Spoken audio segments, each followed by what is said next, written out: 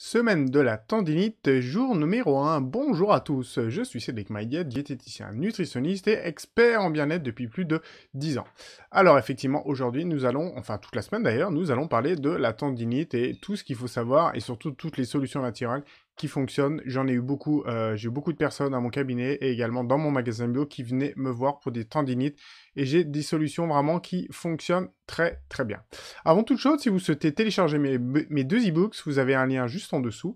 C'est deux e-books complètement offerts sur savoir comment un peu acheter et préparer ces aliments. Et si vous souhaitez également avoir une consultation en ligne avec moi, vous avez, ou plusieurs d'ailleurs, faire un suivi, eh ben vous avez le lien également en dessous. Alors, qu'est-ce que c'est que la tendinite ou tendinopathie? Eh ben, c'est tout simplement, vous le savez peut-être, une inflammation de votre tendon, voire de sa gaine. S'il y en a une, en fait, il faut savoir que vous avez des tendons avec ou sans gaine. Alors, en fait, un tendon, ça sert à quoi? C'est tout simplement le lien entre vos os et vos muscles. Donc, ça veut dire que dès que vous bougez un membre, tout simplement, eh ben, le tendon est mis à contribution. C'est pour cela qu'il est constamment sollicité. Et dans ce cas-là, vous comprenez bien que quand il est trop sollicité, on a une inflammation. Alors l'inflammation justement peut être aiguë, la plupart du temps c'est suite à un choc, ou chronique, c'est la plupart des tendinites ou des tendinopathies qui en fait apparaît par rapport à un mouvement répété ou avec une charge trop importante qui ne vous convient pas, enfin qui n'est pas adaptée à, on va dire, la résistance de votre tendon.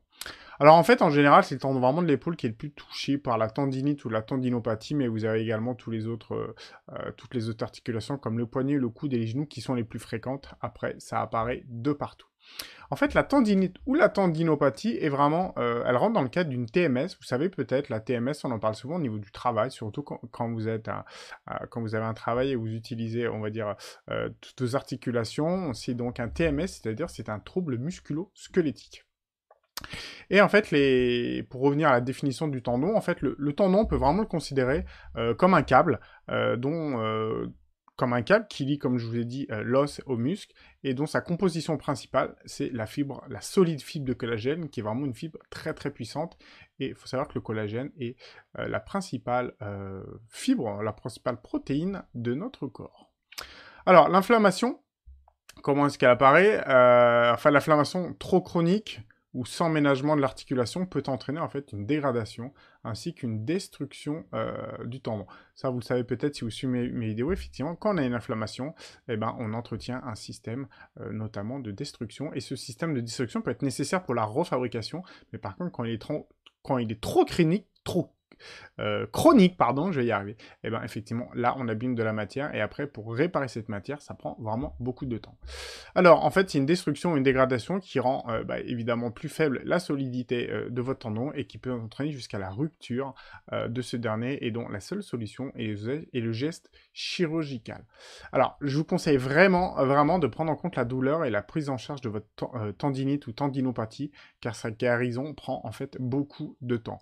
D'accord? Donc, plus vous attendez ou plus vous la masquez, on va dire, par des antalgiques pour dire, ah bah, ça va passer, et plus au final, vous abîmez votre fibre, et plus ça va mettre du temps après. Donc, vous allez le payer, comme on dit, cash directement. Donc, dès que vous avez vos douleurs, écoutez votre corps.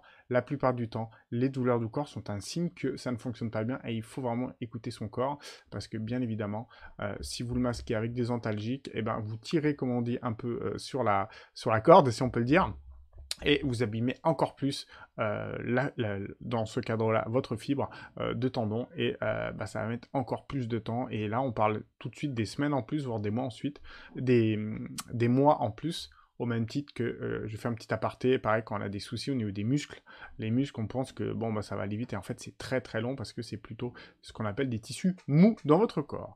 Voilà, et pour cette présentation de la tendinite ou tendinopathie, et demain, nous verrons probablement les causes et les symptômes. Je vous dis belle journée à vous, et à demain, au revoir.